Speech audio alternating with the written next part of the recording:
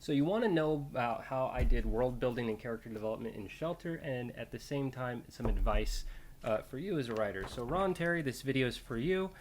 It's going to kind of be a long one. I'm not going to edit it, so forgive me if parts of it are boring where I try to think of the right thing to say.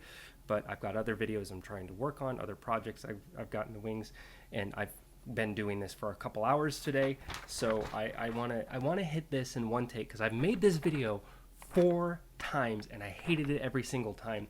So instead, we're just going to do one shot and be done with it. So, little bit of history. I wrote Shelter. Started it in 2016. I was living in my car financially. I was probably in the worst state of my entire life. Life was hard personally back then, and I was far more conservative than I was now. Presidential election was going on at the time, yada yada yada, and a lot of people around me, friends, family, just at each other's throats because everything was so politically divisive. Now, I had always thought of this concept of like, well, if conservatives are really this upset at liberals, and liberals are so dead set that their solution is the ultimate best, why not we just give them everything that they want and see what happens? The initial frame of mind before I wrote this, that mindset is what crafted the Standards Workplace and Wages Act. The Standard Workplace and Wages Act was essentially to do two things. One, it was to do exactly what I said. Give the liberals everything that they want, right? All the stuff that they're asking for. And at the same time, narratively, it was to set the stage for the event known as the reset, at least from the American side of things. So, when building the world of Shelter, it changed over time. Hell, it didn't even conceptually start off in Chicago. I eventually changed over to Chicago, but initially it was in Seattle. But because I had spent a lot of time in Seattle. I had family that lived there that I visited regularly, so I was far more familiar with the area. Chicago, I've only been through the airport. Okay, I've only had layovers there. I've never really experienced the city. So everything, it just seemed to make sense to do it in Seattle, but while writing it, it just didn't feel like it was the right city for what I was trying to do. Chicago, for the story that I was creating, felt like just the right place. Also, from a geographical stance, it was the perfect place to divide a city along a geographical feature, which is the Chicago River, and it provided geographical locations that I could then craft, important areas like the Handle, for example. So geographically, it was the perfect place for me to write the story. Then historically, as far as the themes of division, Chicago was perfect.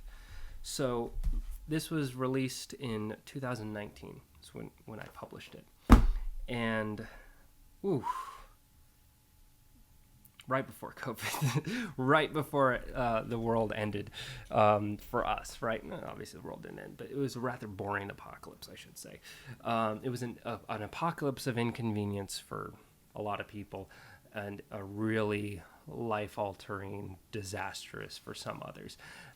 I made it through relatively fine, but I'm not going to touch on all that. Anyway, so world building. Choosing a location was hard in the sense of, well, where's this gonna take place at? And I just did Seattle because it was familiar. But then as I was writing it, it just felt like Chicago just seems to be the right place.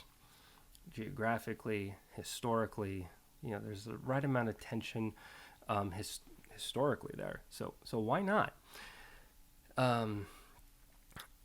Because I knew that I had certain bullet points for the plot, right? And those bullet points would make sense given certain features. So, for example, the dividing line, the wall, the barricade, dividing the different parts of the city, and then these structures of the bridges And we talk about that in the reset, is that, along the Chicago River, all the drawbridges were brought up and the power and hydraulics were cut. And then so they stayed up, except for one entry and exit point. And then the ones that were static bridges were all blown up. And then the barricade was made on the northern side of town to keep back the southern side.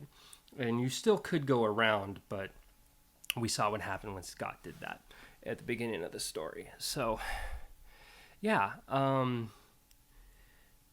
As far as advice on how to do world building from a geographical sense, I would say if the city, the location of which your story takes place, if it's important enough to the plot, to characterize it. So the city of Chicago, the city itself is a character in the story, because there's different layers of it, and there's different communities within that city. So when you have a geographical location in the story, if that location, the location itself, if it's of prominence, you should try to develop it in a way to make it not, I don't want to use the term believable, because it's fiction. A lot of it's more than believable. It's unbelievable when you try to equate it to real life. But what you should do is you should characterize it in a sense to where it seems like a believable place for the characters in the story.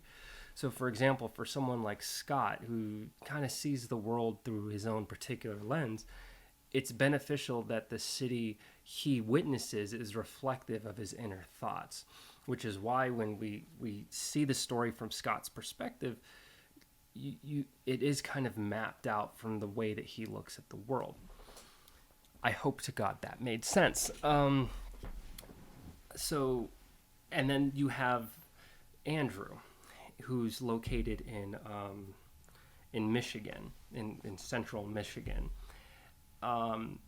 Yeah, he's kind of like in this prison, and that's how he feels. So that's why he describes the world, the geographical region around him. He talks about, like, he's not allowed to leave the house unless, he's constantly giving his parents updates, and he's not allowed to go outside of his community, is what I mean. He can't leave the community. So he has like this figment of freedom. And his parents still treat him like a child despite the fact that he's 17. So I remember being 17. So that leads into character development. Is I had to channel my inner younger person to try to, like, well, I remember being that age. So how would he react to basically being told what to do, how to do, when to do it, and not having his questions answered? He's curious about the world around him. He was used to reality being one thing, and then this crazy event happened, and he hasn't heard anything from the outside world since then, and he's relatively comfortable where he's at, but it still wants to know, like, why are we here? Like, what's going on? Like, what are the specifics? And he doesn't know.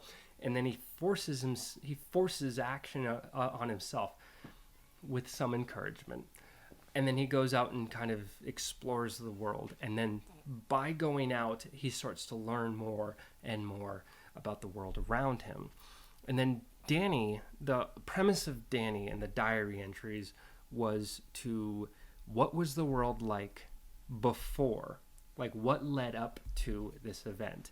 I wanted the main structure of the story in Shelter to take place a year after all the shit had happened, whereas in the reset we kind of were right there as it happens. So that's what in Shelter, that's how that worked. Give me just 2 seconds to like I said, this is a hard thing for me to it's not really the type of thing that I do, so I'm trying here. Let me read the comment again just to make sure. I'd like to hear how you built the world and the characters. So when I put out a plot for a story, I know beginning, middle, end, right? I kind of have like these big structural bullet points. So for Shelter, I wanted it to be the setting to be, an economic disaster. So it's a year after economically the world has been fucked, chaos has ensued, lots of people have died, blah, blah, blah, blah, blah. And so that's kind of like the starting point of when we meet our characters. It's been a year since all this happened. Here's kind of how people have been able to survive. And there's a lot of scavenging. There's a lot of like trying to find food and supplies here and there. Typical fare for an apocalyptic tale. But most importantly is we have a character known as Themor. Now Themor, I'll touch on the character itself in a second, but the number one thing that he presents is looking forward to the future, right? He has this whiteboard which he has like written on like the different stages following the apocalypse, and these different stages are kind of like, you know, how are we going to make it throughout all of this. And Themor is a very business minded person. Like, he does want to be successful. He was successful in the old world, so he took that, what made him successful before, and he applied it moving forward, which is why he's been able to be so successful. Like, yeah, sure, he runs Themor's Tavern and Trade, but you got to remember, he's like a faction leader, as it were. He kind of leads his own group of people, which is like Shaw has his gang. Themor has a large group of people that are following his command. But he's not the same type of leader that Shaw is, or Roman, who's the chief of police up in the north. Like, so all of these different leaders have their own way of working about things. And, you know, Themor understands economics. He understands the value of trade. And he understands that you can't just trade things because things are going to be forever. Things are going to be diminishing, right? So, for example, there's watches. Themor likes to trade things for watches because he's looking towards the future.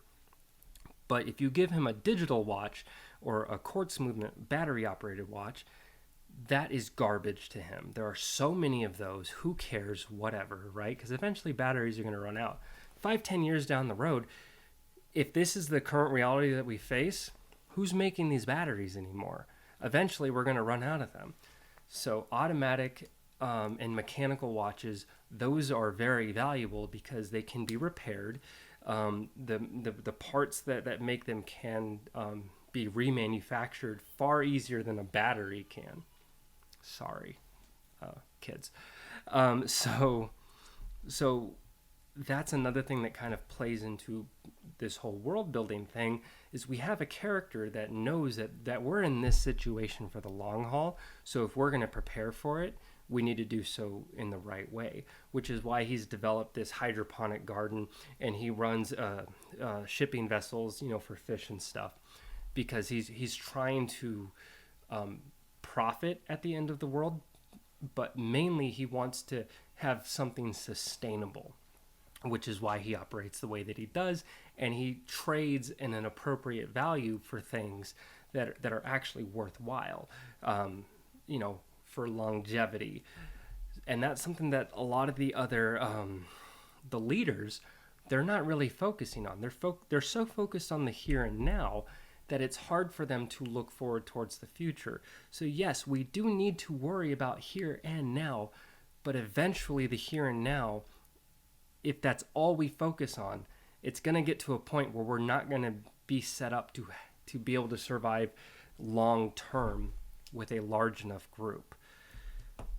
So Themor, I will touch on this character because it was a lot easier. There was a guy that came in my Twitch streams a lot, and really cool dude. I've actually even met him in person.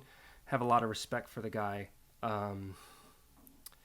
But he was a major conspiracy theorist, flat earther, and still probably one of the most intelligent people I've ever met in my life.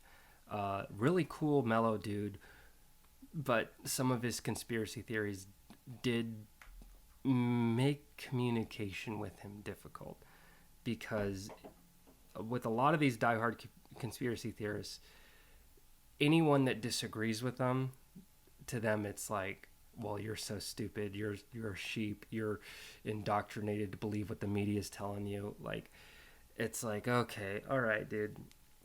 And you know, a lot of our conversations would start rather tame, but then they would end with particular conspiracy theories that, you know, I don't really agree with, like to a certain extent, I'll listen to them because there's an entertainment value, but ultimately, And the experience of this person, Themor, that I met online was so monumental towards this book. Like, he was the one that gave me the idea for cryptocurrency, because I wanted it to be an economic collapse. But I didn't know exactly how I was going to do that because, once again, I'm not the smartest person when it comes to the economy. I engage in the economics of our world, but only on a consumer level. I don't know enough. I'm not educated in how economics work. I just, so in order for it to be somewhat believable, you got to throw in a bit of fiction too to make it entertaining, right? So the way that I did it with Themor's help was, cryptocurrency, because at the time cryptocurrency was this thing on the rise, and it's like, hey, yeah, why not try to make the connection of cryptocurrency, this, that, and the other. And yeah, I have gotten some flack because of my representation of cryptocurrency, and once again, I don't know a whole lot about it. So yeah, there is the magical fairy dust of, I have no idea what I'm talking about, but I'm going to throw this here, put a few buzzwords in to make it somewhat believable for the average reader, and then we'll kind of go from there. But for people that are far more versed in economics and cryptocurrency, yeah, they're going to be like, well, what the hell is this? And it's like, I know, I did the best I could. But that's just one of those things that when you're writing and you're doing the world building, you do have to do a semblance of research. You choose a baseline of, okay, I want this thing in my story. I don't know a tremendous amount about it, so I'm going to do what I can. So for example, the USS Alvin York, I went down a rabbit hole of naval stuff, submarine stuff, just trying to get, because I was in the Army, I was in the Navy, so I don't know shit about it. And then after I wrote the USS Alvin York and I was finalizing editing this manuscript, I watched the television show The Last Ship. Oh my God. It was one of those things like, it's not the same. It's not the same at all. But to a particular degree, there's some similarities. And I'm like, oh, damn, it's just interesting how these things happen. But the television show and the book, The Last Ship, very different. There's a lot of similarities, but there's more differences than there are similarities. Anyway, but I really like the show. So the other thing with character development, since not a ton of people are going to be watching this particular video, so Scott, I went pretty extensive in his background. Not in the published novel, but you'll see in part 2, there are elements of Scott's history that come into play. So, spoiler alert, but just letting you know. So John is deaf. Scott knows how to sign. The history is so the deafness, so Scott being able to sign, Scott not drinking, and his whole ethos of no women, no kids, and no cripples, all of these things are connected. And the reason why I say that is Scott had a little sister that was deaf. So growing up with her, that's how he learned how to sign. His father was extremely abusive and he was a raging alcoholic. Therefore, he does not drink. And that's why he has this high level of sympathy when it comes to people that have disabilities, people that are children, and women in general. So, and Scott was very, very close with his grandfather. So, and that's where the watch comes into play. It's referenced here and there a few times in the book, and it's also referenced that he's been known as a grave robber. So there are certain elements of Scott's history that tie into reasons of why he came to Chicago in the first place.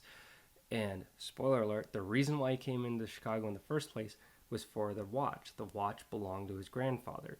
These things no one would know about because no one's seen this stuff yet. These are things that come to light in part 2. These are all things that are hinted at in part 1. These are references that are made that there will be a payoff for. And it's like this whole circular storytelling thing. And so this is where it comes up with character development. A character's history gives them a bedrock for who they are now, right?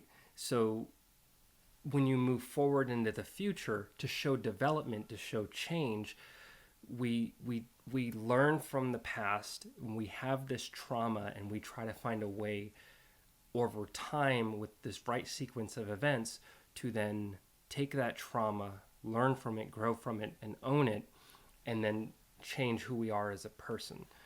And one of the big things is at the end of this novel is that Scott like realizes, like, I've been trying to survive and just survive for myself for so long, but over time it gets to a point where I just can't keep doing that anymore. There has to be something more to living than just daily survival.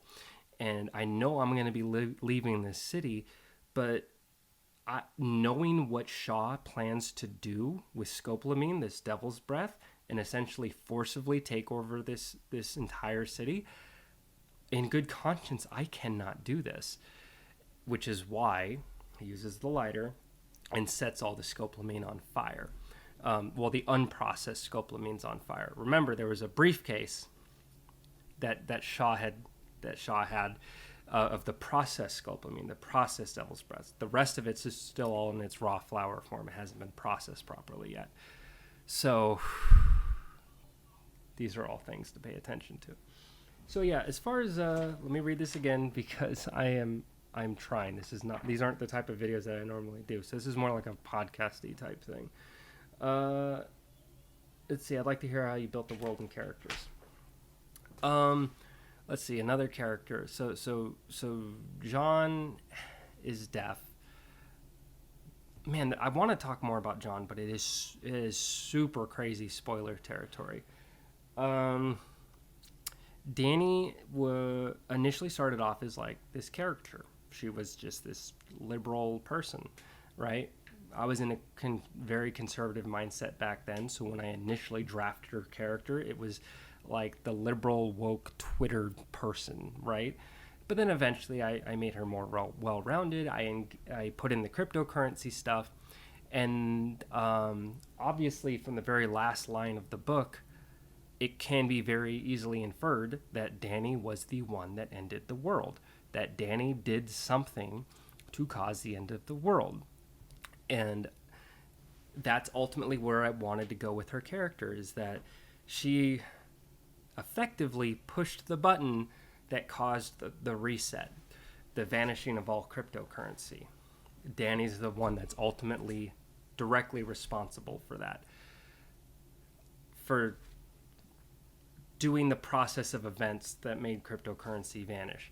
But then we also see that she was kind of pushed into it. Well, this other person that she was working with, and we also see that she had a connection with Andrew's mother, Senator Gervais. So she had Senator Gervais was working with Nicholas Wright. So it's Nicholas Wright was Nick, or the other guy that the wealthy person that was essentially the financier for Plattus when it was taken off on the rise. So he owns a large portion of the company, but Danny owns the most. So obviously it can very easily be inferred that, well, even though, so we can see, oh God, what have I done? That tells me that Danny did something which then led to this. But because the November 23rd, 2020, that's the date that the reset happened. So then when we look further, but I remember there was Senator Gervais and Nicholas Wright, like Nick, they were kind of trying to convince her to sign it over to the government. The idea was that whatever Danny did was going to happen anyway, because remember, Nick went into her office, was messing on her computer, and left. So Nick was doing something really, really shady, and that ties back to the shady stuff that Senator Gervais was doing. Senator Gervais, there's another whole wealth of things that happen behind the scenes that we learn more of in part 2. But Senator Gervais, the way that the Shelter Initiative works, which we learn more about the shelter program of the major cities being, taken care of. We learn more about that in the reset. More specifics, I should say. But when we learn about it from the characters in Shelter that are, in this direct role and stuff. Senator Gervais, she was supposed to, take control of Michigan, right? She was Grand Rapids was supposed to be this main hub of a major city that she was supposed to oversee. She just decided not to. It's like, I don't want to have any part of this, which very quickly led to the city fucking destroying itself, right? And that's why by the time Andrew sees it, it's a place in ruins. And as we see in part 2, he learns more about what happened to Grand Rapids, and then he realizes how evil his mother is. Contextually evil, objectively evil, depending on where you're looking, on your perspective. Her thing was that she wanted to keep herself and her family safe, as well as she's also in line with a group of other leaders that are trying to find Danny, which we learn in the reset that the distro teams, the people that are in charge of supplying resources and distributing them to the major cities to keep the shelter program afloat, that they have teams of military people, or a de facto group of military people going out looking for Danny. People are looking for Danny because she's I don't want to get into too many spoiler territories. A lot of this is like set up for bigger things that are to come. I feel like instead of answering your question, I'm just like talking about it. I'm trying really hard. So yeah, the government thing. So Shelter, initially that was just the title of the book. Like, it's like, we all need things to survive, and having shelter, stability, a place to live, all these things is we need that. But when the world ends, we kind of, a lot of us will become nomadic. We can only stay in one place for so long until the resources are drained, and then you got to find another place to gain those resources for you to continue to survive.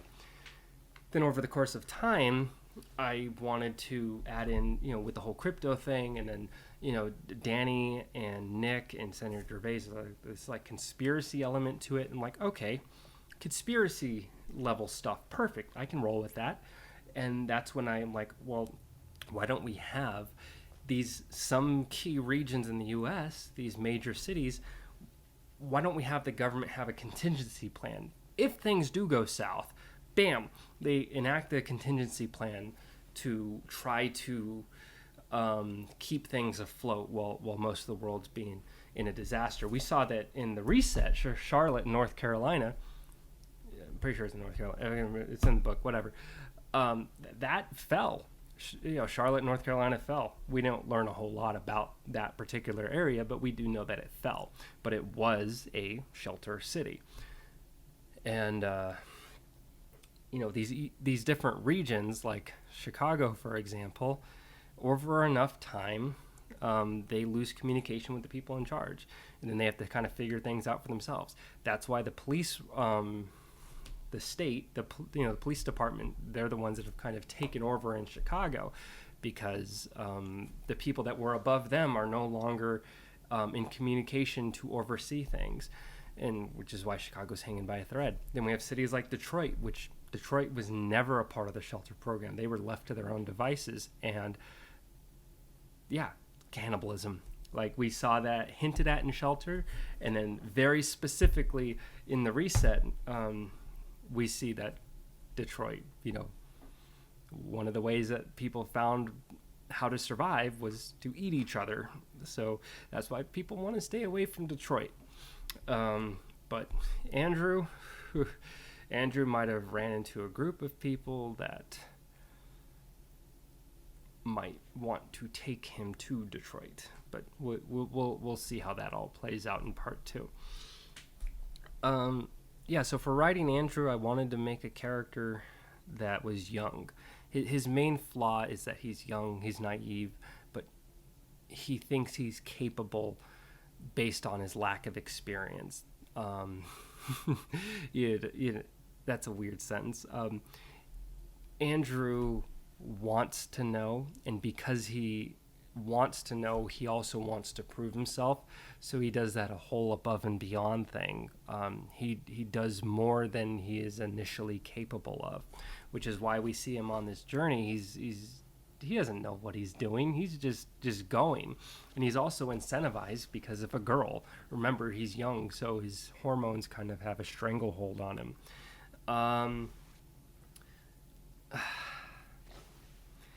I try to make characters that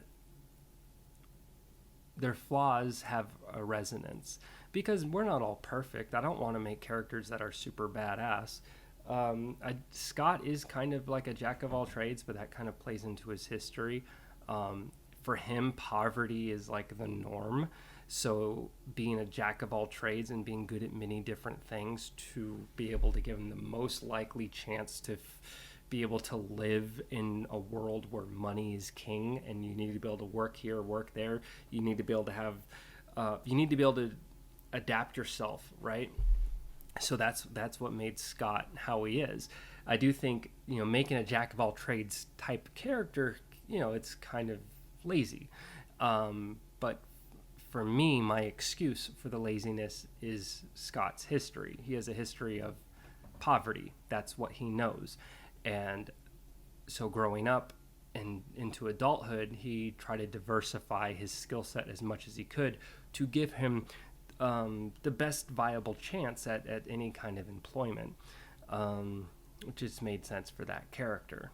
Danny, relatively privileged. Andrew, relatively privileged. These are people that grew up and are in environments where they're familiar with an abundance so much. For them, that's the status quo. So for them, they look at reality through a lens where everyone should have the same amount of abundance. Whereas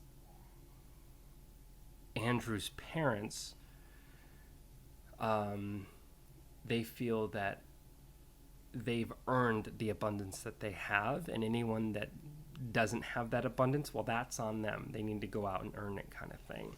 Also, his parents are in positions of power.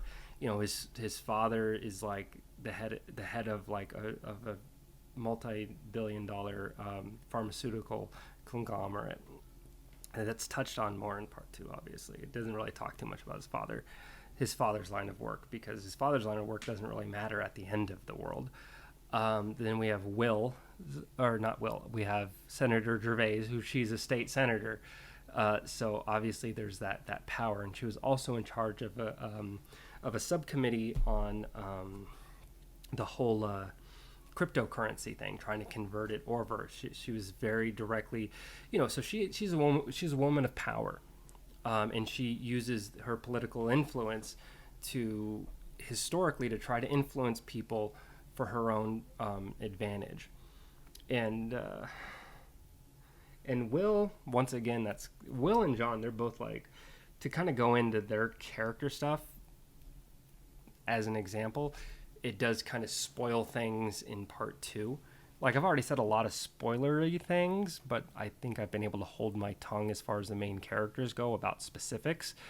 But as far as like characters like Will and John, a lot of their backstory, a lot of their character development arcs moving forward, talking about those things too much could be detrimental, because John's character arc himself, it filters back.